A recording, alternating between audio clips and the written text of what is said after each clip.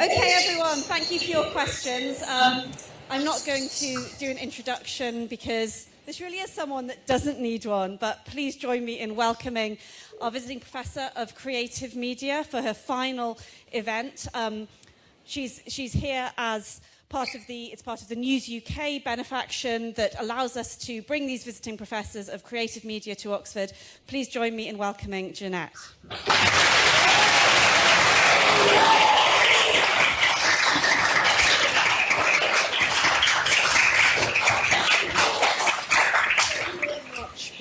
And thank you, everybody, for turning out in week 2. Always a distraction. And we're going to just do something a little different tonight. As you know, you can ask questions, which I hope you put in the box. I hope they're not all rude. But before we begin, there's just a few things that I wanted to say, because I called tonight the word Tardis, which is something that I wanted to concentrate your minds upon. And then when we've done that, it's over to you. Okay. Word Tardis. Time and relative dimensions in space. So last time we were here, we were talking about the word zoo, the exuberant multiplicity that language allows. And although words could be said to be in captivity because they belong to us, their constant escapes and interbreeding, their flights to freedom, their eventual refusal to sit and behave, even inside the most rigorous of grammatical constructs, is what gives language a strange independence. What is certain is that languages evolve. This can be seen as progress or not, depending on your point of view, and perhaps how old you are. But only dynamic systems can evolve, as we are seeing with computing intelligence right now, and I'll come back to that. And the dynamism of language, spoken and written, is what allows its creator, the human mind, to delight in a creation that is never quite under control. It's as though we mimicked our creation myths about the world escaping the control of the gods in the very thing that we invented to talk about the world escaping the control of the gods. And anyone who works with language creatively discovers that it talks back. That the thought itself, the feeling itself, is shaped by the language we choose. This word, not that word. And we discover that some words have more to say than others. And if we're not too arrogant to let language converse with us, and if we do not impose too much, at least when we begin to think about something and to write about something, if we're quiet enough and humble enough to listen carefully, a bit like Siegfried in the forest when he hears the woodbird telling him what to do next, then language soon moves past information and towards meaning. And humans are meaning-seeking creatures. Now, that kind of work with language, it's not imposition, it's not colonialism, it's collaborative. A collaboration with language itself. We made it. We make it. It makes us.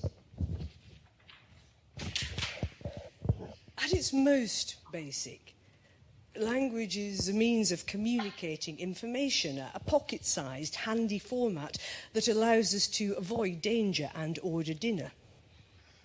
I think of this as language on the outside, the daily discourse where we agree, argue, enable, lie, use language to help or to do deliberate harm, what Dante called the sowers of discord in the 8th circle of hell, where they suffer perpetual mutilation. Good. That'll be Boris, Trump, Putin, Rupert Murdoch, who is paying for me to stand here tonight, all of Fox News, Talk TV, the list. But moving swiftly onto language on the inside, that is the astonishment, I can't think of a better word, the astonishment that any of us experiences when we discover that language is a TARDIS, so much bigger on the inside than on the outside. And of course, a vehicle that manages time and relative dimension in space, the TARDIS acronym for those who don't love Doctor Who. And the word TARDIS first appeared in the Christmas edition of the Radio Times in 1963. And it's not the only object in the metaphorical universe to be bigger on the inside than on the outside. Think of Hermione Granger's handbag, Mary Poppins' carpet bag, and any lamp that contains a genie. We could add a tesseract. Think square in 2D, cube in 3D, and tesseract in 4 dimensions. But humans can't live in 4 dimensions yet. But our lives, all of our lives, do begin bigger on the inside than on the outside. Each of us is born as a fold-up universe. Example, the zygote. The eukaryotic cell formed out of the function of the male and female gametes, sperm and egg, that contains all the DNA information needed for the baby. 2 complete sets of 23 chromosomes, 2 copies of every gene, and not bad for something less than a millimetre long. We all know that size in fairy tales is alarmingly subject to change. And it's a godlike feature too, favourite of the Greek gods. Or it can be annoying, as it is for Alice in Wonderland. Simply, surfaces are deceptive. Inside the simple surface of everyday 2D language and more complex 3D language that allows us to manage complex and abstract thought, there is, as we shall discover when I turn the page holding the microphone, glimpses of perception. Perception into what Wordsworth called the life of things. Some of you'll remember when he says that with an eye made quiet by the power of joy and the deep power of harmony, we see into the life of things. The life of things. Things here being dimensional reality that is not dimensional at all. We know that Newtonian physics works well for mid-sized conditions like the world of the everyday, and that it doesn't work well for the infinitely large space, or the smaller than small. That's the ongoing comedy of the quantum mini, where matter, as we really need it to exist, really doesn't. But the word TARDIS allows for this strangeness, this multiplicity, this infinity of thought and feeling, as language both identifies, describes, self-states, otherwise lost to us, as well as expanding our sense of self and world away from what is rigid, cliched, worn out. To be a Time Lord is to work with language. Language in the past, the present, and in its future states. It's why you can never have read too much. It's why spending time with words is much more than mastering a tool. Really, it's visiting a friend who's been alive for a very long time and has much to tell us. I gave a TED talk last year in Vancouver, and one of the speakers was Thomas Oxley, an interventional neurologist who has since then successfully implanted a BCI chip, brain-computer interface chip, into the skull that allows its present owner to communicate directly with the computer interface. It's the same thing that Elon Musk is up to as well, but what isn't he up to? One thing that Thomas Oxley talked about was how it will not be necessary in the future to rely on language in the way that we do now, because we will be able to pick up each other's thoughts and feelings without language. Wordless communication.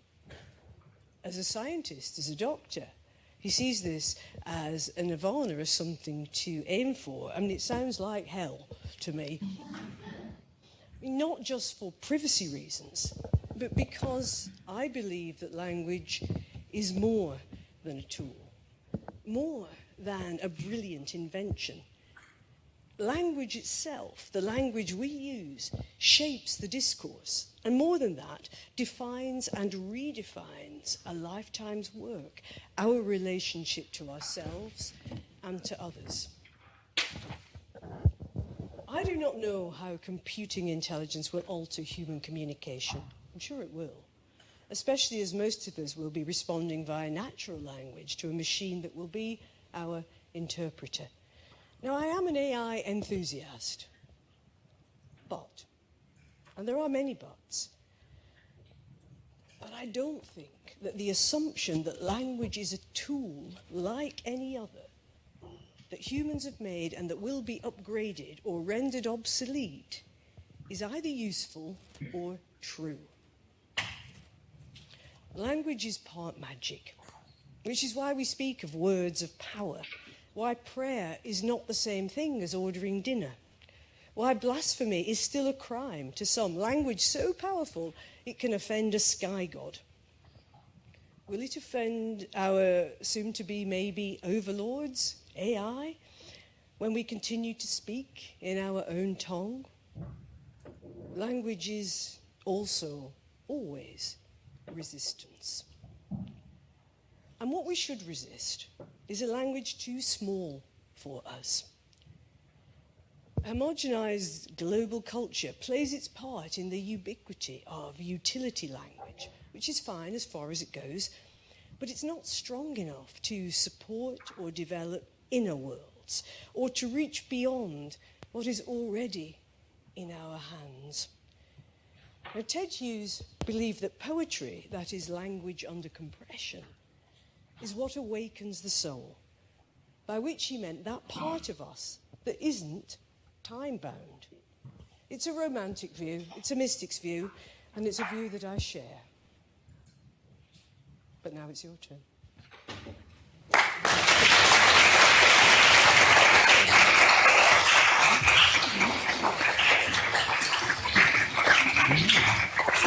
Here she comes. The lady with the ring of power. First of all, we have, who is your biggest inspiration as a writer?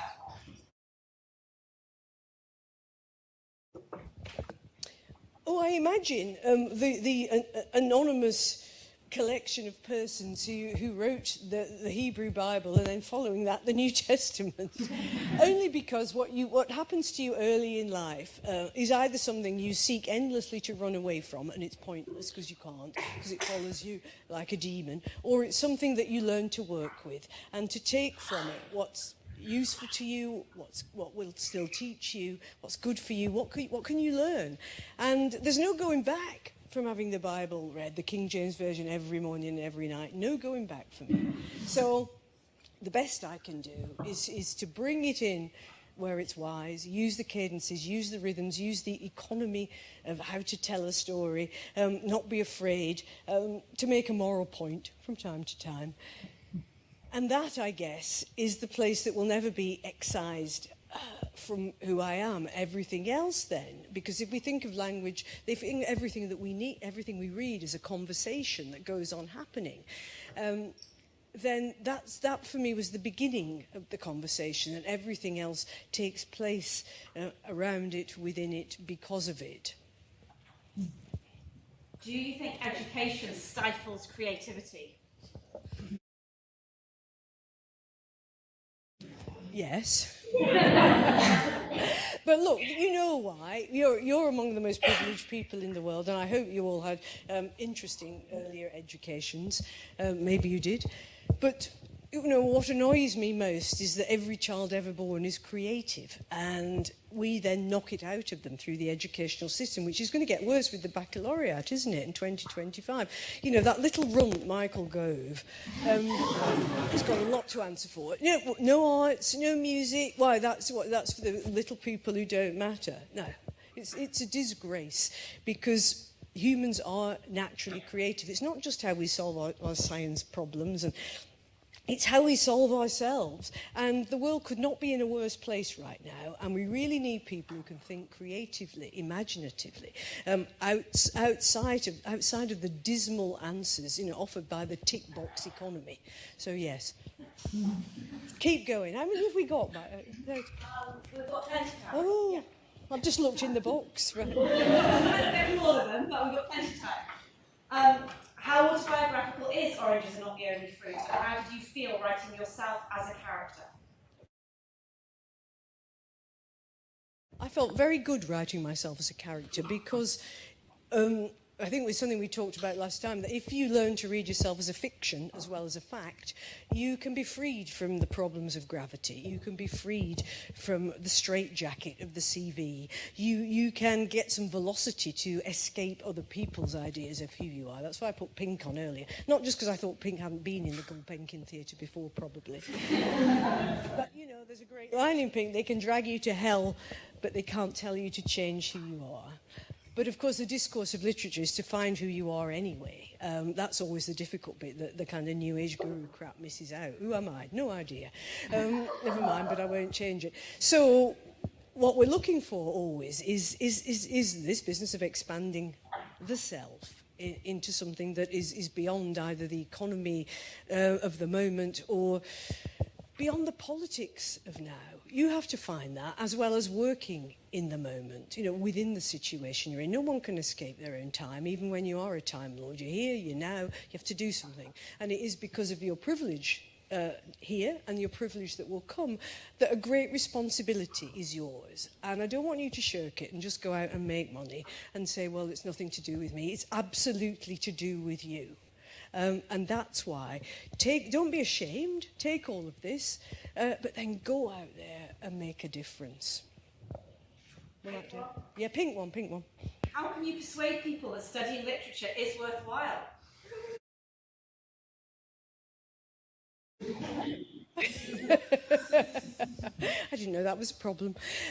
Well, it's not easy, is it, with where we are now, certainly with these Philistine horrors who run the country.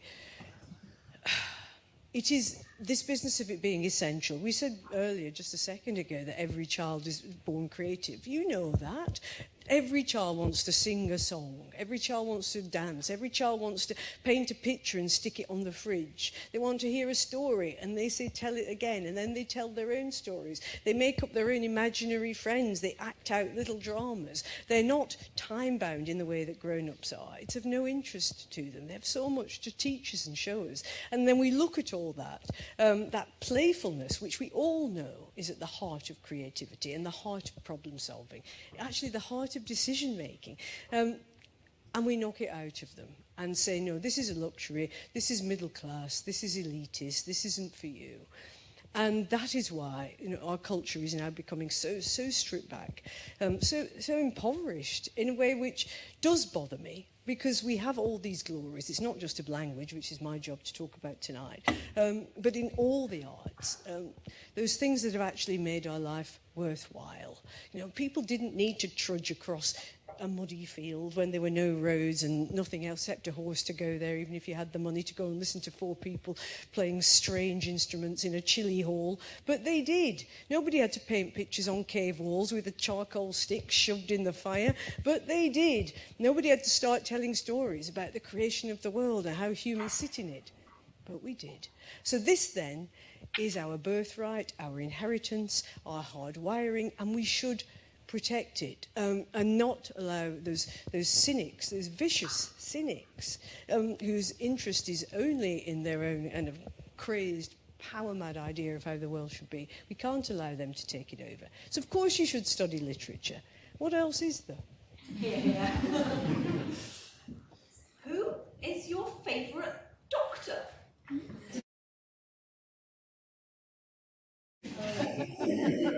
Is that meant to be who? Is that a joke? Is that like one of those knock-knock jokes? Particular favourite doctor?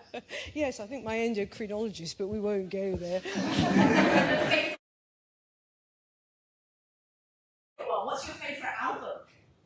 What, in all the world? I think so. Well, I think it would have to be... I don't think it would be Pink, actually. It would probably be, but I don't know which one, something by Talking Heads. But then there's also a generational thing, isn't there? We're always nostalgic to things that we heard at a particular time, and they keep, that's what memory is. So I guess that's there at present. It would have to be back to Talking Heads. Okay, a longer one. I really enjoyed your novel Frankenstein, and I was wondering why you chose that novel to retell to a 21st century audience. How did you find the creative process of taking on such an iconic novel and making it your own? That's two questions. Well, because I was at the beginning of my journey trying to understand how AI might impact us, and I realised that at the start of the future, there were two women, Mary Shelley and Mary Wollstonecraft, who in their different ways imagined a future where we might land now. And the thing with Mary Shelley is, the whole Frankenstein business is so strange because the monster doesn't depend. He's made out of bits and pieces from the graveyard because that's all they had. But the key factor is electricity. And that really matters. And as electricity wasn't really understood back then, it certainly wasn't in use at all. The fact that she saw that in the future, a hybrid life form, a new life form, would depend on electricity for its creation and function is really astonishing. And so I wanted to look at that and think, why wasn't this vision? Because it was a vision. It's been read as so many different things, but actually it was a message in a bottle for where we might go and what it might mean, above all, if you don't educate the monster. Bad idea. If you make them just do STEM subjects, for instance, with no arts and music, it will all go very wrong. Ever fancied poetry?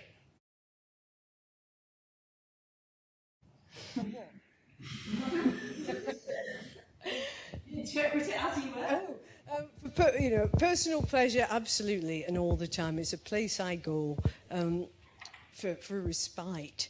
And because it's quick, there's no time in the world anymore, is there? Thank God we don't have to do 3-volume novels. Well, you do if you read fantasy, but I don't, so that's all right. I will, but I don't, if I can help it.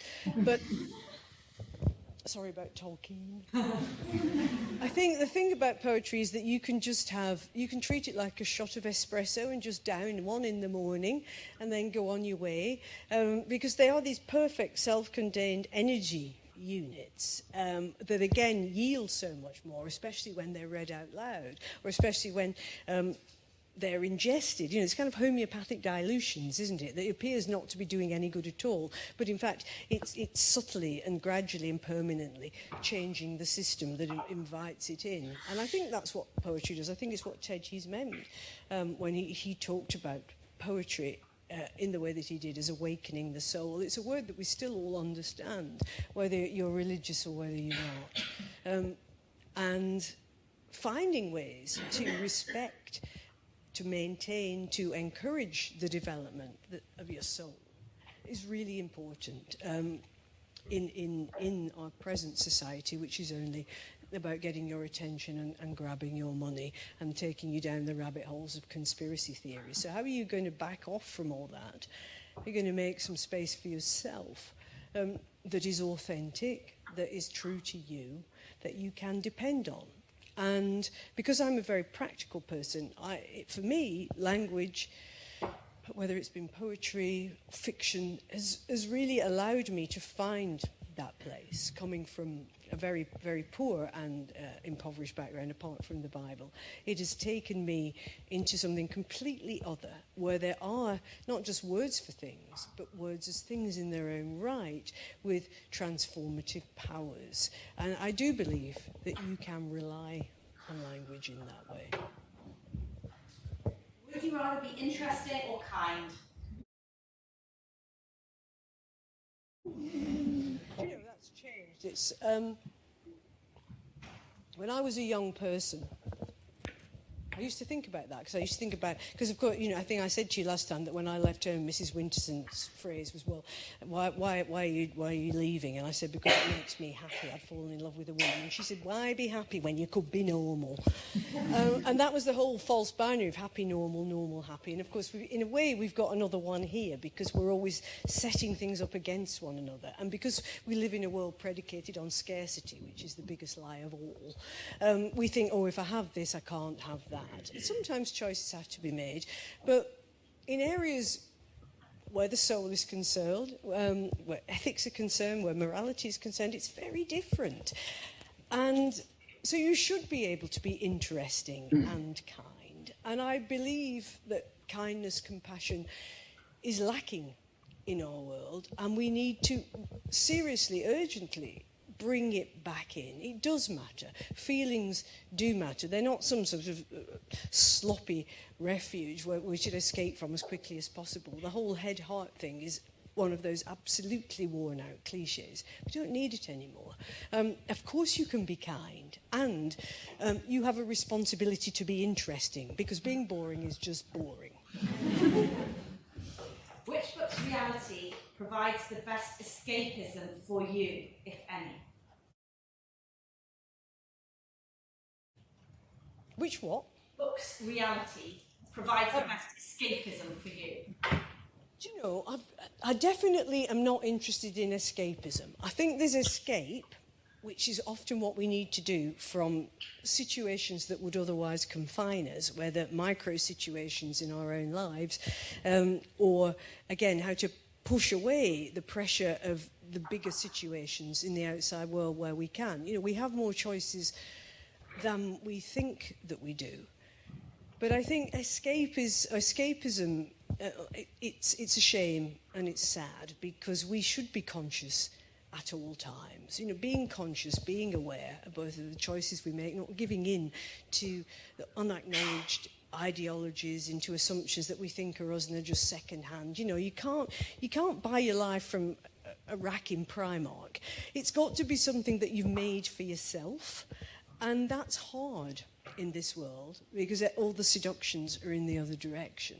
So I wouldn't choose escapism ever, but I would also know how to put up barriers and shields to make what we might call a sacred space at the heart of your life, which is separate to and does not yield to and is not beholden to the pressures of the outside world. That's what a sacred space is. From the moment somebody drew a circle in the ground and said, inside here, I am safe. From the moment somebody saw that there was a spring bubbling and said, oh, you know, this has properties where I feel better. And then, you know, the grandness, the grandeur, and sometimes the grandiosity of our temples, churches, mosques, synagogues, all creating safe space, what the Greeks called temenos, which is a place that you can go, which is outside the normal directives of commerce, getting and spending, and a good bit of Wordsworth.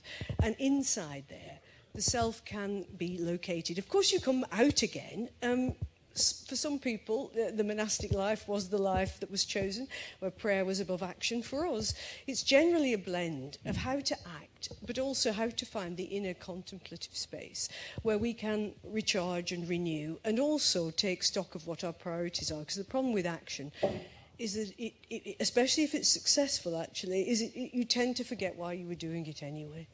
And it carries you forward in a momentum of its own. And that moment of being able to pull back is another thing that is missing, along with compassion in our societies at the moment, the way we govern, the way we make decisions. So I would urge you to think about how you can, just whether it's particular space, you have a physical space, but more likely a mental space that you can retreat to.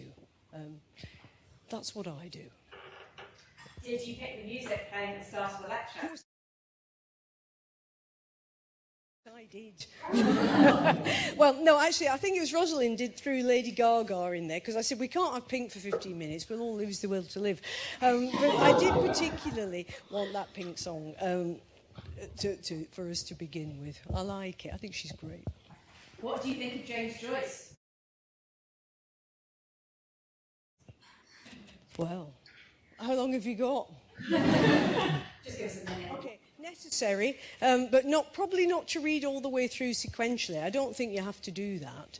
And if you do, you should only do it once. And then after that, you just dive in where you like and take the bits out that you want and just really see it as a city that you can visit. And for you, some streets will be more interesting than others, and there are places where you really don't want to go, so you really don't have to. One of the great things, I think, is about you realise that not everything has to go from beginning, middle to end, because in fact in life it never does. Not in the real inner sense of our lives. So don't worry about it. And if there's some literature that you're studying and you really hate, well, forget it. I mean, you might come back to it later and think, I was wrong. That's okay. But if it's not for you now, it will only make you miserable. Which of your novels do you hold closest to your heart? That's terrible. It's like saying, who's your favourite child? So I can't do that because it's coming up to nearly 40 years, which is astonishing because it'd be 1985, the Oranges would be the 40-year thing. And of course, when you work creatively, it also becomes a very long memo to self because you look back and you remember where you were, who you were, why you were, in completely different ways than if that piece of work did not exist. Partly because it exists in the world, and therefore other people have a completely different relation to it than you can yourself.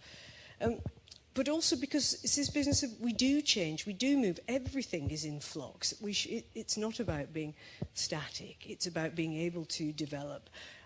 And the thing I dread most, it won't happen, but I wouldn't want it to happen, and you mustn't let it happen, is just don't become some pompous ass where you think you know all the answers. Because the answers are always provisional. It's the questions that matter, the quality of the questions. And every time you do get to an answer, either personal or larger, it will only and inevitably lead to another set of questions. The matter is never closed, and that's the glory of being us, that the matter is never closed. How can we get more LGBT plus literature read and taught? Well, we have to put it on the syllabus, don't we? That would be good. Look, things have changed in Oxford and other elite institutions massively, as you know. She knows that Virginia Woolf wasn't on the syllabus when I was doing my undergraduate degree, because she wasn't seemed to be a sufficient merit. So what you have to do is just keep rattling away and saying, I want change, and getting it to happen. And not everything is of equal worth, of equal merit. Of course not. We make judgments, those judgments change, but at the time, we make them. And really what you're asking yourself is, okay, sometimes I just need this story that helps me to engage with my life, my experience. And then gradually, trust me on this, you're able to move away from that anyway into something else, which is where you have this direct relationship with language itself. And so things that you think you shouldn't even enjoy or want to read still have things in there that speak to you and matter to you. So it's bigger than subject matter always. It's one of my great beefs that we have to worry all the time about biography and biology and content and all of this and experience. And for me, the primacy of life is the primacy of the imagination. Because what's happened to us happens to us, but it's always going to be this little tiny slice of everything, and what we can imagine is so much more. And so always for me, it's how can we not be limited? So yes, we need to bring things in to what is read, to what is taught, to what is thought about. But at the same time, we also need to recognise and think about what has stood the test of time, not accept it passively, never. But say, well, why? Why? Is it just because a bunch of old blokes have said we should read this? Or is it because people have tinkered with it, as we discover in Marion's book about the wife of Bath, that people just decide that if they don't like it, they'll rewrite it, won't they? Which is so terrible, a crime against literature, and also, of course, how anything new is rewritten, because everything there is something that you will bounce off, dismantle, remake into something new. So don't worry too much. Above all, please don't confine yourselves. go big, go bigger, go broader, go wider, but also lobby for the change that you want to see for your sakes and mostly for the benefit of others. What are some quick tips for when you feel like you know what you want to write about but can't start?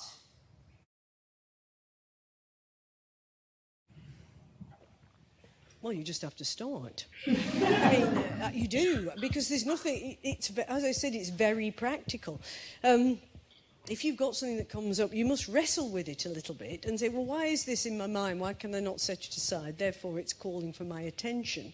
But I don't know.